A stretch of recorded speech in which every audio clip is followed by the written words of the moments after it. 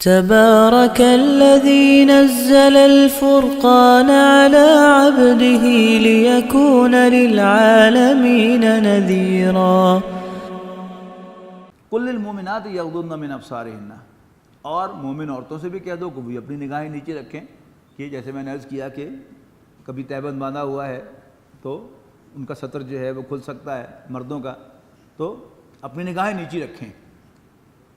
وَيَحْفَظْنَ فُرُوجَهُنَّ، اور یہ بھی اپنی شرمگاہوں کی حفاظت کریں۔ وَلَا يُبْدِينَ زِينَتَهُنَّ إِلَّا مَا ظَهَرَ مِنْهَا، اور وہ زینت کہتے ہیں اٹریکشن کو، اور وہ جو پرکشش حصے ہیں ان کی جسم کے ان کو ظاہر نہ کریں، یا جو بھی ان کے لباس کے اندر کوئی اٹریکشن کی چیز ہے، کوئی زیور پہن رکھا ہے انہوں نے، یا کوئی لباس کے اندر وہ اٹریکشن ہے، تو وہ اس میں زینت کو ظاہر نہ ہونے دیں، اٹریکشن کی چیزوں کو۔ یعنی ایک بیٹی ہے، بہو ہے، تو اس کا اصل جو زینت ہے وہ ساری کی ساری اس کے شوہر کے لیے ہے، لیکن وہیں گھر میں اس کا فادر ان لا بھی ہے، اور اس کا اپنا باپ بھی ہو سکتا ہے، اپنا بھائی بھی ہو سکتا ہے، اپنا جوان بیٹا بھی ہو سکتا ہے، تو اس کی حفاظت کریں۔ وَلَا يُبْدِينَ زِينَتَهُنَّ، اپنی زینت کو ظاہر نہ کریں، إِلَّا مَا ظَهَرَ مِنْهَا، سوائے اس کے کہ جو جس کا ظاہر ہونا ان اوائڈیبل ہو۔ وَلْيَضْرِبْنَ بِخُمُرِهِنَّ عَلَىٰ جُيُوبِهِنَّ، اور انہیں چاہیے کہ اپنا دوپٹہ جس سے وہ اپنے سر ڈھانپتی ہیں، تو اس کا پلو جو ہے وہ اپنے گریبانوں پر بھی ڈال لیں۔ عورت کا سب سے زیادہ پرکشش حصہ جو اللہ تعالیٰ نے مرد کے امتحان کے لیے بنایا ہے وہ اس کا گریبان ہے، اور یہ ایسا بڑا امتحان اللہ تعالیٰ نے مرد کا رکھا ہے کہ اپنی بیٹی اور اپنی ماں کا بھی گریبان کھلا نظر آئے گا تو نظر تو جائے گی ادھر، الا آ کے وہ خود جو ہے وہ اہتمام کے ساتھ وہاں سے ہٹائے، تو وہاں سے دو طرف کی بات کہی ہے۔ پہلے مردوں کو حکم دیا تھا کہ اپنی نگاہیں نیچی رکھو، اور دوسری طرف عورتوں کو حکم دیا جا رہا ہے کہ اپنی زینت کی حصوں کو چھپا کر رکھیں، خاص طور پر یہ کہ اس میں اضافی طور پر ایک پلو جو ہے وہ ڈالیں۔ دیکھیے لباس جو ہے اس کا ڈیزائن بتاتا ہے کہ جس قوم کا وہ لباس ہے ان کی ذہنیت کیا ہے۔ اب یہ شلوار قمیض مردوں کی، یہ مردوں نے ڈیزائن کی ہے، مسلمانوں نے ڈیزائن کیا، یہ مسلمانوں کا لباس ہے بنیادی طور پر۔ دیکھیے انسان کا سطر مرد کا وہ ناف سے لے کر گھٹنے تک ہے، اس کو ڈبل کور دیا ہے کہ ایک تو شلوار جو ہے وہ ڈھیلی ڈھالی ہو جس میں انسان کا سطر ایکسپوز نہ ہو، اور پھر اضافی طور پر قمیض بھی اس کو کور کرے کہ اگر ایک کپڑا جو ہے وہ ہٹ جائے تو دوسرا کپڑا جو ہے وہ سیکنڈ کور جو ہے وہ دے رہا ہو، جیسے ڈیفنس لائنز ہوتی ہیں تو یہ ایک سیکنڈ ڈیفنس لائن جو ہے وہ ہو جائے۔ اسی طرح اب عورت کے جسم کے اندر اس کے اوپر کے حصے میں بھی دھڑ کے اندر بھی اللہ تعالیٰ نے اس کے لیے اٹریکشن رکھی ہے، لہذا وہاں کیا ہے وہ 3 کپڑے بنیادی طور پر ہیں کہ پہلا جو بھی تہبند ہے شلوار ہے اس کو پھر کور کرے گی قمیض، ظاہر ہے ناف سے نیچے نیچے یہ ڈبل کور ہوگا نا، اس کے اوپر کے حصے پھر دوسرا کور، پہلا قمیض کا ہے اور دوسرا کیا ہے وہ دوپٹے کا ہے، جو خاص طور پر اس کے سینے کو ڈھانپ لے، جو اللہ تعالیٰ نے مردوں کے لیے بہت زیادہ پرکشش بنایا ہے۔ تو وَلْيَضْرِبْنَ بِخُمُرِهِنَّ عَلَىٰ جُيُوبِهِنَّ وَلَا يُبْدِينَ زِينَتَهُنَّ، اور وہ اپنی زینت کو ظاہر نہ کریں، إِلَّا لِبُعُولَتِهِنَّ، مگر اپنے شوہروں پر۔ اب یہ وہ زینت ہے کہ جو ان اوائڈیبل ہے، گھر میں کام کاج کرتے ہوئے، گھر میں چلتے پھرتے ہوئے۔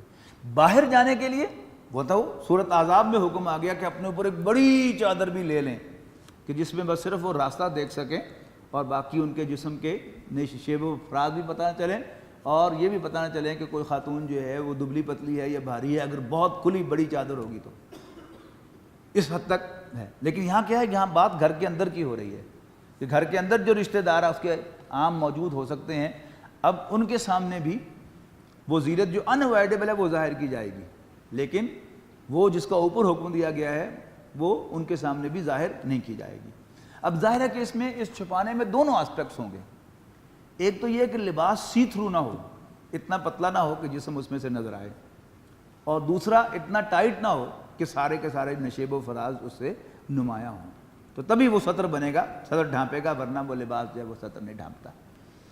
تو لا یبدین زینتہن الا لبعولتہن، کہ وہ اپنی زینت کو ظاہر نہ کریں مگر اپنے شوہروں پر، او آبائہن یا اپنے باپوں پر، او آبائی بولتہن یا اپنے سسروں پر، او ابنائہن یا اپنے بیٹوں پر، او ابنائی بولتہن یا شوہر کے بیٹوں پر، او اخوانہن یا اپنے بھائیوں پر، او بنی اخوانہن یا اپنے بھتیجوں پر، او بنی اخواتہن یا اپنے بھانجوں پر، او نسائہن یا اپنی عورتوں پر، جو غیر عورتیں ہیں، غیر مسلم عورتیں یا اپنے کماش کی جو ہمارا لیول ہے اس کی عورتیں، وہ جو بازاری عورتیں ہیں ان سے بھی ستر ہے۔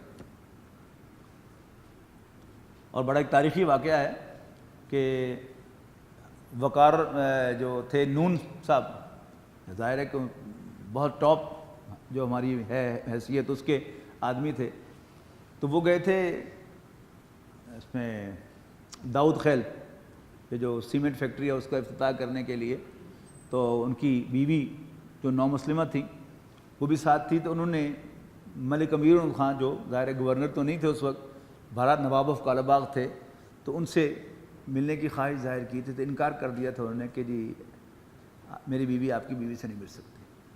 یعنی اس حد تک جو ہماری پرانی روایت ہے وہ احتیاط میں ہے، وہ بازاری عورت نہیں، لیکن ہمارا جو لیول ہے، ہمارا جو لائف سٹائل ہے، جو ہمارا رہنے سہنے کا انداز ہے، اس کا تقاضا کیا ہے کہ ہماری عورتیں جو ہیں وہ ستر و حجاب کو آبزرو کریں غیر عورتوں سے بھی۔ او ما ملکت ایمانہن یا ان کے ملکیں یمین ہو، او التابعین غیر اولی الاربۃ یا ان خادموں سے جو عمر کے اس حصے کو پہنچ چکے ہوں کہ جن سے گمان یہ ہو کہ اب انہیں عورتوں سے کوئی رغبت نہیں رہی، من الرجال مردوں میں سے، او الطفل الذین لم یظہروا علی عورات النساء اور وہ لڑکے کہ جن کو ابھی عورت کے سیکرٹس معلوم نہ ہو۔ اور آج کے انٹرنیٹ کے دور میں نہیں سمجھتا کہ کوئی اتنا سا بچہ بھی ہے جس کو یہ سیکرٹ معلوم نہ ہو۔ ولا یضربن بارجلہن اور وہ اپنے پاؤں زمین پر نہ ماریں، لیعلم ما یخفین من زینتہن جس سے نمایاں ہو ان کی وہ اٹریکشن کی چیزیں کہ جن کو چھپانے کا حکم دیا گیا ہے۔ اب یہ عام جو تفاسیر میں لکھا ہے وہ تو انہوں نے کہا کہ جی زیور وغیرہ جو پہنا ہوا ہو چلنے کی وجہ سے نہ ہو، لیکن جیسے وہاں زینت ہم نے اوور آل جو ہے وہ سمجھی ہے تو مفسرین نے یہی لکھا ہے، یہاں بھی وہی ہوگا کہ جسم کو ایسے چلنا ہلا کر کہ جس سے مردوں کے لیے اٹریکشن کا باعث بنے، تو وہ بھی کیا ہے، وہ حرام ہے۔ لیعلم تاکہ ظاہر ہو ما یخفین من زینتہن وہ کہ جو انہیں چھپانا ہے اپنی زینت میں سے، وتوبوا الی اللہ جمیعا تم سب کے سب اللہ کے حضور توبہ کرو، ایھا المؤمنون اے مومنو، لعلکم تفلحون تاکہ تم فلاح پاؤ، اللہ تعالی ہمیں ان میں شامل فرمائے۔ وانکحوا الایام منکم اور جو تمہیں طلاق شدہ یا بیوہ عورتیں ہیں ان کے نکاح کا بندوبست کرو۔ یہ بھی وہی مطلوب کیا ہے، نکاح فیسیلیٹیٹ کیا جائے اور زنا کو مشکل بنایا جائے۔ یعنی یہ سزا پہلے حصے میں جو ذکر آیا سزاؤں کا، 100 کوڑے مارو یا سنسار کرو، وہ کیا تھا، زنا کا سد باب کرنا۔ یہاں کیا ہے، نکاح کو فیسیلیٹیٹ کرو۔ اب ایسا یعنی دنیا کا آج نظام جو ہے وہ ایسا بنا دیا گیا ہے کہ آپ ارلی میرج کر ہی نہیں سکتے بچیوں کی۔ آپ سکول بھی بھیجیں بچی کو اور پھر بچی جو ہے وہ شائننگ بھی نکلے جیسے کہ وہ نکلتی ہے۔ لڑکوں کو تو اور بہت سے مشاغل ہوتے ہیں، بچی پڑھتی ہے غور سے، نمبر زیادہ لیتی ہے، اور نمبر زیادہ لیتی ہے اب وہ تقاضا کرتی ہے مجھے آگے ہی پڑھنے دیں۔ میٹرک کر کے وہ انٹر کرنا چاہتی ہے، انٹر کر کے ڈاکٹر بننا چاہتی ہے، ڈاکٹر کر کے FCPS کرنا چاہتی ہے، یا کسی اور میں جاتی ہے تو وہ PhD کے خواب، اب ہر لڑکی جو کالج میں پڑھ رہی ہے، یونیورسٹی میں پڑھ رہی ہے، وہ PhD کے خواب دیکھ رہی ہے۔ اچھا اب اگر وہ PhD کر جاتی ہے، اب ظاہر ہے کہ اس کے خاندان کے اندر جو اس کے لیول کے بچے ہیں، اس کے کزنز ہیں یا دور پار کے جو رشتہ دار ہیں، ظاہر ہے کہ وہ PhD نہیں ہیں، اب وہ ان کے ساتھ شادی کرنے کے لیے تیار نہیں ہوتی۔ اب پھر وقت آتا ہے کہ وہ شادی کی عمر سے گزر جاتی ہے، ادھر سے وہ PhD ہوگا، برسر روزگار ہو گئی ہے، وہ ایزیوم کرتی ہے کہ مجھے شادی کی کیا ضرورت ہے۔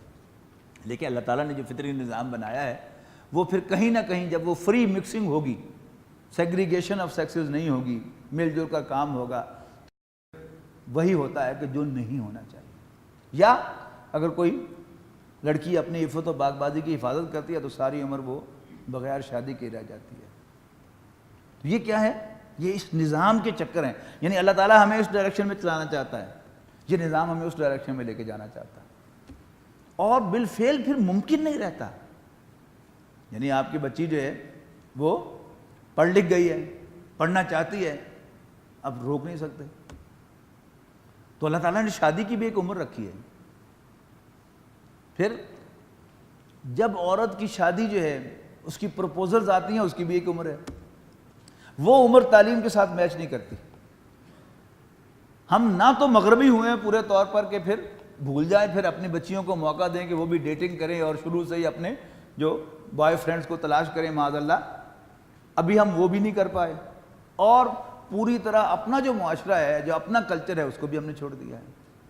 تو ہم اب چو چو کا مربع ہیں، اور اسی لیے ہم پریشان بھی ہیں. یعنی ایک ایک گھر میں 3 4 بٹیاں جوان بیٹھی ہیں، ایم اے کیا ہوا ہے، ایم فل کیا ہوا ہے، کسی نے پی ایچ ڈی کیا ہوا ہے.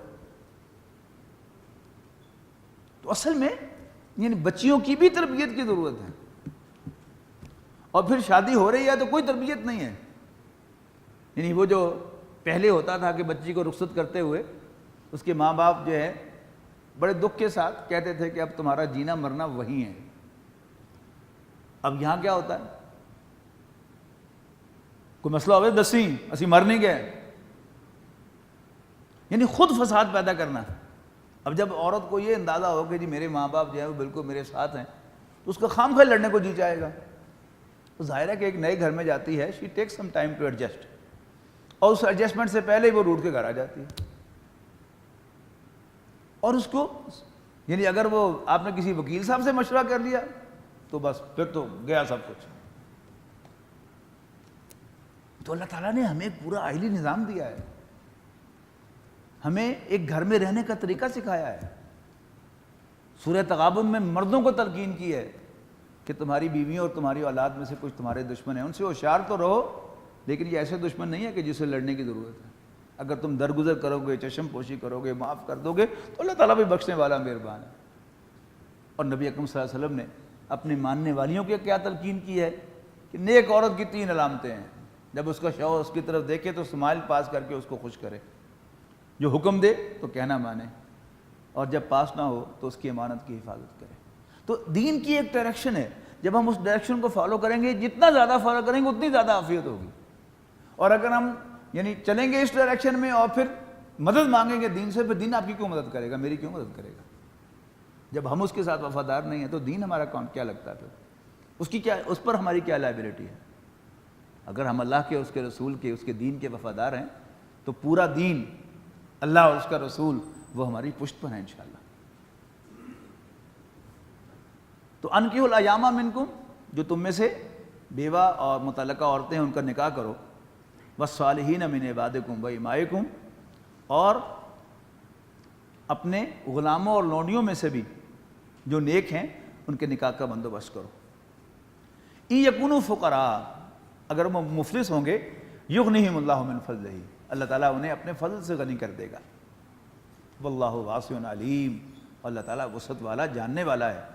وَلْيَسْتَعْفِفِ الَّذِينَ لَا يَجِدُونَ نِكَاحًا، اور چاہیے کہ پاک دامن رہیں وہ لوگ جو نہیں قدرت رکھتے نکاح کی، حتیٰ یغنیہم اللہ من فضلہ، یہاں تک کہ اللہ تعالیٰ غنی کر دے ان کو اپنے فضل سے. وَالَّذِينَ يَبْتَغُونَ الْكِتَابَ، اور وہ لوگ جو خواہش رکھتے ہیں مکاتبت کی. مکاتبت کہتے ہیں کوئی غلام جو ہے وہ اپنے آقا کے ساتھ معاہدہ کرے کہ اگر میں آپ کو اتنے پیسے ارینج کر کے دے دوں پھر آپ مجھے آزاد کر دیں گے.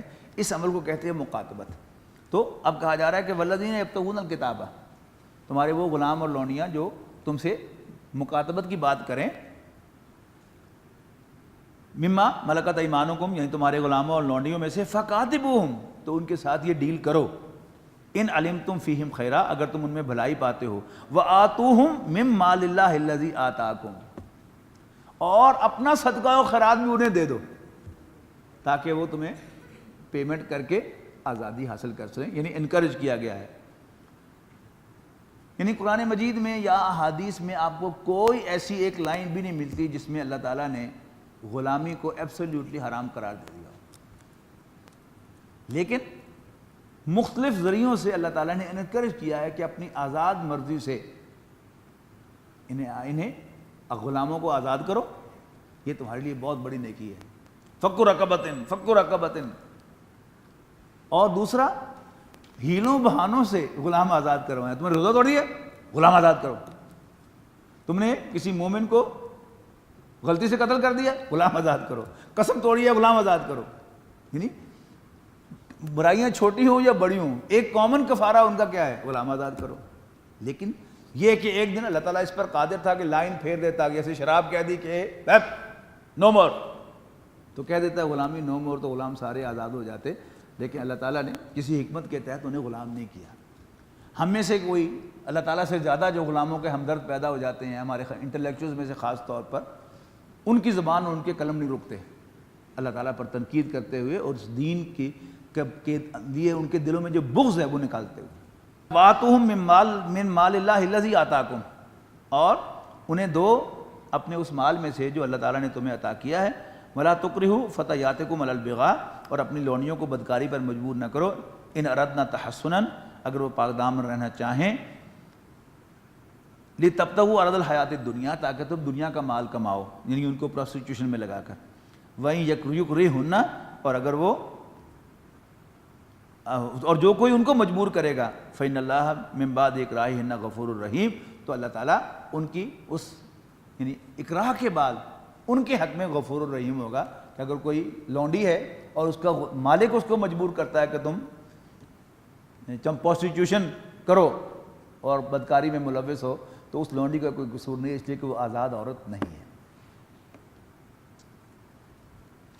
وَلَقَدْ أَنزَلْنَا إِلَيْكُمْ آيَاتٍ مُبَيِّنَاتٍ, اور یقیناً ہم نے نازل فرمائی ہیں تم پر اے نبی صلی اللہ اے مسلمانوں, آیات مبینات, واضح کرنے والی احکام. وَمَثَلًا مِّنَ الَّذِينَ خَلَوْا مِن قَبْلِكُمْ, اور مثالیں ان لوگوں کی جو تم سے پہلے گزر چکے ہیں. وَمَوْعِظَةً لِّلْمُتَّقِينَ, اور اللہ سے ڈرنے والوں کے لیے نصیحت. اللہ نور السماوات والارض, یہ بڑا مشکل مقام ہے قرآن مجید کا. اللہ تعالیٰ آسان بنا دے تو آسان ہو جائے گا. اللہ تعالیٰ ہم سب کو اس کے لیے آسان بنائے اس کو سمجھنا. اللہ تعالیٰ آسمانوں اور زمین کے لیے روشنی کی مانند ہے. یعنی اگر آپ اس کائنات میں سے اللہ تعالیٰ کے وجود کو نکال دیں تو پھر یہ کائنات جتنی اندھیری شے کوئی ہے. کہ ایک گاڑی ہے جو چل رہی ہے بغیر ڈرائیور کے, کتنی خوفناک ہے. آپ اللہ تعالیٰ پر ایمان لے آئیں کہ اس کائنات کو چلانے والا اللہ تعالیٰ ہے, جو سب کچھ جاننے والا, پوری قدرت والا, بڑی حکمت والا ہے, تو ایک دم آپ کو سکون مل جائے گا, اطمینان حاصل ہوگا. تو اللہ نور السماوات والارض, اللہ تعالیٰ اس آسمانوں اور زمین کے لیے روشنی کی مانند ہے. مثل نورہ کمشکات فیہا مصباح, اس کے نور کی مثال بندہ مومن کے دل میں, یہاں معذوف معنی ہیں مفسرین الفاظ, ایسے ہے جیسے کوئی مشکات ہو. فیہا مصباح, جس میں چراغ ہے. مشکات کہتے تھے, اگر آپ کو پرانی موویز میں آپ نے دیکھا ہو یا پرانی تصویروں میں آپ نے دیکھا ہو کہ دیواروں کے اندر, یعنی براڈ بیس جیسے یہ پورا ہے نا, یہ کھڑکی کی شیپ, تو اسی کو اب چھوٹا کر لیں تو یوں دیوار کے اندر وہ بنائی ہوتی جگہ جس کے اندر چراغ رکھا جاتا تھا تاکہ ہوا سے محفوظ رہے.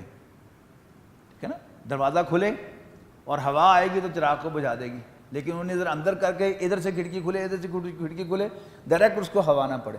اور جو سامنے سے ہوا آ رہی ہے جب اس کو ایگزٹ نہیں ہوگا ہوا کو, تو پھر بھی وہ اس چراغ کو آسانی سے نہیں بجھا سکتی, تو رکھا جاتا تھا. اسے طاق کہتے تھے. تو یہاں پر انسان کے سینے کو طاق سے تعبیر کیا گیا ہے, اور اس کی شیپ ہے بھی ایسا ہی. اگر آپ یہاں ہاتھ لگائیں نا, آپ کی پسلیاں یہاں پڑی ہیں نیچے, آپ چڑھتے چلے جائیں آپ کا یہ حصہ تنگ ہوتا چلا جا رہا ہے, یہ پسلیاں جو ہے اوپر سے ٹیپر کر رہی ہیں, تو بالکل طاق کی طرح ہے. ان کے اندر اللہ تعالیٰ نے دل رکھا ہے, اور وہ جو پمپ کرنے والا آلہ ہے اسی کے ساتھ اللہ تعالیٰ نے ایک سافٹ دل رکھا ہے جو انسان کی اس شخصیت کو کنٹرول کرتا ہے. یعنی سافٹ سمجھیں نا, یہ کمپیوٹر کی اصطلاح والا سافٹ میں کہہ رہا ہوں, کہ اس ہارڈ ویئر کے اندر اللہ تعالیٰ نے ایک سافٹ ویئر رکھا ہوا ہے. قلب جسے قرآن مجید کہتا ہے اور جس کو فؤاد کہتا ہے کبھی, تو وہ کیا ہے, وہ انسان کے اس دل کے اندر ہے. اب اس کو بیان کیا جا رہا ہے کہ اس کو اس طاق کے اندر اللہ تعالیٰ نے رکھا ہے. اور صوفیہ کے کلام میں, علامہ اقبال کے کلام میں آپ کو دل جو ہے وہ شیشے سے تعبیر کیا ہوا ملے گا. بالکل یہی لفظ زجاج جو ہے علامہ اقبال کے ایک شعر میں بھی ہے کہ جب تک نہ زندگی کے حقائق پہ ہو نظر تیرا زجاج ہو نہ سکے گا حریف سنگ. جب تک نہ زندگی کے حقائق پہ ہو نظر تیرا زجاج ہو نہ سکے گا حریف سنگ. سنگ کہتے ہیں نا پتھر کو, یعنی ہے وہ دل شیشہ ہے, لیکن وہ شیشہ اتنا مضبوط ہو جائے گا کہ وہ پتھر کا مقابلہ کرے گا. اور صحابہ کرام ہوں، انبیاء کرام ہوں، ان کی جو ڈٹرمینیشن ہے وہ بتاتی ہے کہ وہ چٹانوں سے ٹکرا گئے تھے، وہ گوشت کے بنے ہوئے انسان، لیکن ان کے اندر جب ایمان پیدا ہوا، ان کے اندر جب استقامت آئی، تو پھر بڑی سے بڑی بڑے بڑے طوفان جو ہیں وہ ان سے ٹکرا کر واپس چلے گئے، لیکن ان کا کچھ نہیں بگاڑ سکے. کیوں؟ ان کے دل مضبوط تھے. اب اس دل کو بیان کیا جا رہا ہے کہ اللہ نور السماوات والارض مثل نورہ کمشکات فیہا مصباح، کہ وہ ایسے ہے کہ جیسے کسی مشکات کے اندر کوئی چراغ رکھا ہوا ہو، اور المصباح فی زجاجہ، وہ چراغ جو ہے وہ کھلا نہ پڑا ہوا ہو بلکہ وہ کسی شیشے میں رکھا ہوا ہو، چمنی کے اندر ہو، قندیل کے اندر رکھا ہوا ہو. تب کیا ہے؟ اور زیادہ محفوظ ہو گیا، روشنی بھی زیادہ دیتا ہے وہ، اور ہوا سے بجھتا بھی نہیں ہے. الزجاجۃ کأنہا کوکب دری، اور وہ شیشہ ایسے ہے جیسے چمکتا ہوا ستارہ ہو. اب فرض کیجئے کوئی قندیل جو ہے وہ ہیرے کے ٹکڑوں سے بنا ہوا ہو، تو آپ اندازہ لگائیں کہ اس میں آپ اتنی سی روشنی جو ہے وہ اگر روشن کریں گے تو وہ اس کے ہر حصے سے ایک ستارے کی طرح چمکتی ہوئی کتنی زیادہ ریفلیکٹ ہو کر روشنی وہاں سے نکلے گی.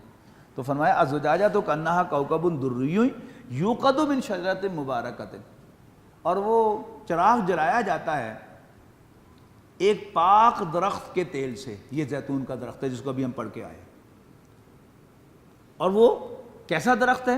لا شرقیۃ ولا غربیہ، جو نہ باغ میں مشرق کا ہے نہ مغرب کا ہے، بلکہ اس کے وسط میں ہے.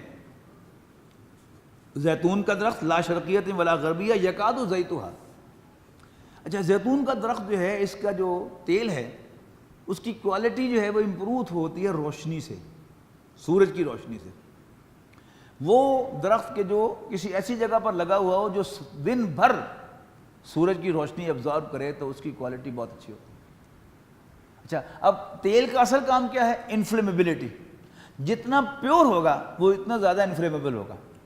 اس کو بیان کیا جا رہا ہے کیونکہ وہ نہ مشرق کا ہے وہ نہ مغرب کا ہے، بلکہ سارا دن اس کی روشنی لیتا ہے، اور اتنا زیادہ انفلیمیبل ہے کہ یکاد زیتھا یضیء، قریب ہے کہ اس کا روغن بھڑک اٹھے، اس کا فیول. ولو لم تمسسہ نار، خواہ نہ بھی چھوا ہو اس کو آگ نے.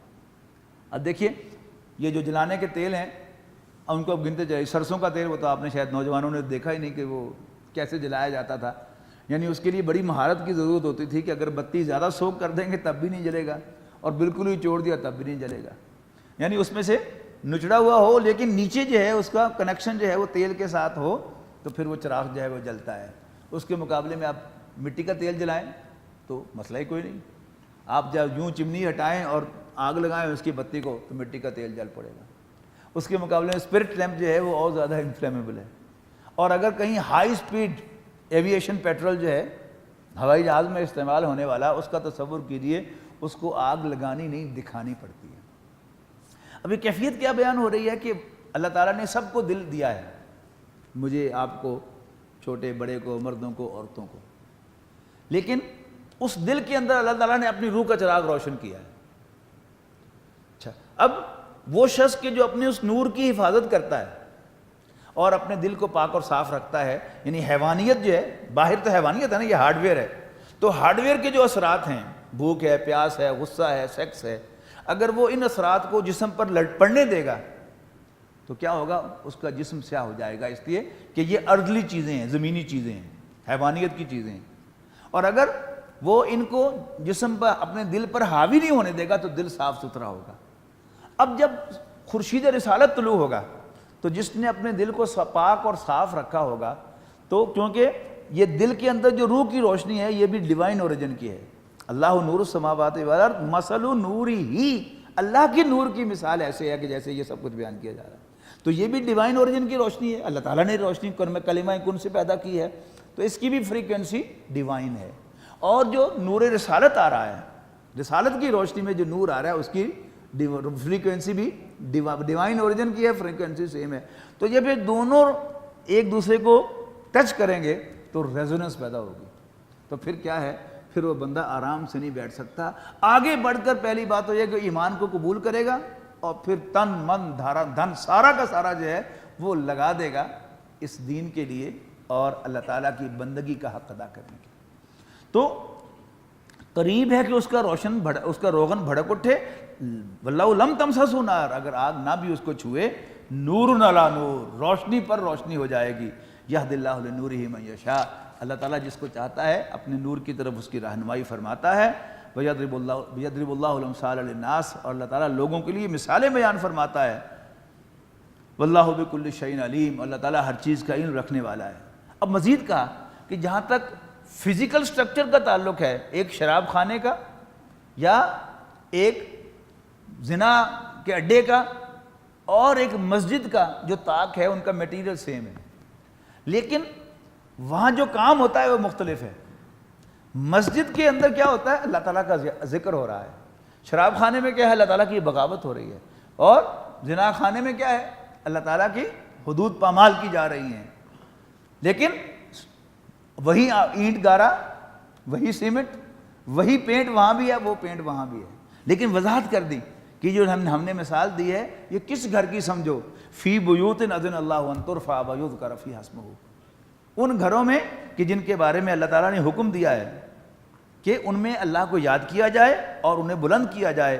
یسبح لہ فیہا بالغدو والآصال، وہ بندہ، اللہ کا بندہ جو ہے وہ ان گھروں میں صبح و شام اللہ تعالیٰ کو یاد کرتا ہے. کون یاد کرتا ہے؟ رجال، وہ مردان کار، لا تلہیہم تجارت ولا بیع عن ذکر اللہ، کہ جنہیں ان کی تجارت اور سودا بیچنا اللہ کی یاد سے غافل نہیں کرتا. وَإِقَامِ الصَّلَاةِ، اور نماز کے قائم کرنے سے، وَإِيتَاءِ الزَّکَاةِ، اور زکوٰۃ کے ادا کرنے سے، يَخَافُونَ يَوْمًا يَتَقَلَّبُ فِيهِ الْقُلُوبُ وَالْأَبْصَارُ، اور وہ ڈرتے رہتے ہیں ایک ایسے دن سے کہ جس دن الٹ جائیں گے ان کے دل اور پتھرا جائیں گی ان کی آنکھیں. لِيَجْزِيَهُمُ اللَّهُ أَحْسَنَ مَا عَمِلُوا، تاکہ اللہ تعالیٰ بدلہ دے ان بہترین اعمال کا اپنے فضل سے. واللہ یرزق من یشاء بغیر حساب، اللہ تعالیٰ جسے چاہتا ہے بے حد و حساب رزق عطا فرماتا ہے. اس کے بعد ایک اور مثال، والذین کفروا، یہ پہلی مثال کیا تھی؟ یہ حضرت ابوبکر، حضرت خدیجہ، حضرت علی، حضرت سعید ابن زید اور حضرت زید ابن حارثہ، حضرت علی، حضرت عثمان کے دل کی مثال تھی. وہ صاف اور شفاف رکھا ہوا تھا. جو ہی خورشید رسالت طلوع ہوا تو فوراً انہوں نے لپک کر اس روشنی کو ایکسیپٹ کیا، ایمان لے آئے اور رسول اللہ صلی اللہ علیہ وسلم کے دست و بازو بن گئے. اب ماننے والوں میں کچھ کیا ہیں، یا ان لوگوں میں سے کچھ کیا ہیں؟ سارے کے سارے ابو لہب جیسے بدبخت نہیں ہیں. یہ تو چور تھا اور اس نے کعبے سے ہرن چرایا ہوا تھا، مشہور تھا وہاں پر، لیکن وہاں پر اچھی ریپوٹیشن کے لوگ بھی تھے. آتا نا ہمارے پاس عام طور پر سوال کہ مدر ٹریسا کا کیا ہوگا، اور فلانا جو ویلفیئر کا کام کرنے والا تھا اس کا کیا ہوگا، اور فلانے کا کیا ہوگا. پڑھ لیجیے، والذین کفروا اعمالہم کسراب بقیۃ. اب یہ کفر کون سا ہے؟ یہ اصل میں کفر ہے قیامت کا، آخرت کے دن کا. یعنی کوئی نیکی کا کام کرنا اللہ تعالیٰ کو راضی کرنے کے لیے اور آخرت میں اجر پانے کے لیے، وہ تو ہے اللہ تعالیٰ کے ہاں ویلڈ. اور کوئی نیکی کا کام ہو جس میں مقصد یہ نہیں ہے تو اللہ تعالیٰ کے ہاں وہ اپروو نہیں ہے. کیسے اپروو نہیں ہوگا؟ اور وہ لوگ جنہوں نے کفر کیا ان کی مثال، ان کے اعمال کی مثال ایسے ہے، کسی صحرا میں سراب کی ہے، یا سبو زمان ما، جس کو کوئی پیاسا پانی سمجھتا ہے، حتیٰ اذا جاءہ، یہاں تک کہ جب وہ وہاں پہنچتا ہے، لم یجدہ شیئا، اس کو کچھ بھی نہیں پاتا، ووجد اللہ عندہ، اور اللہ تعالیٰ کو اپنے سامنے موجود پاتا ہے، یعنی اسے موت آ جاتی ہے. فوفاہ حسابا، تو اللہ تعالیٰ اس کا حساب چکا دیتا ہے. واللہ سریع الحساب، اور اللہ تعالیٰ جلد حساب چکانے والا ہے. الذين آمنوا وتطمئن قلوبهم بذكر الله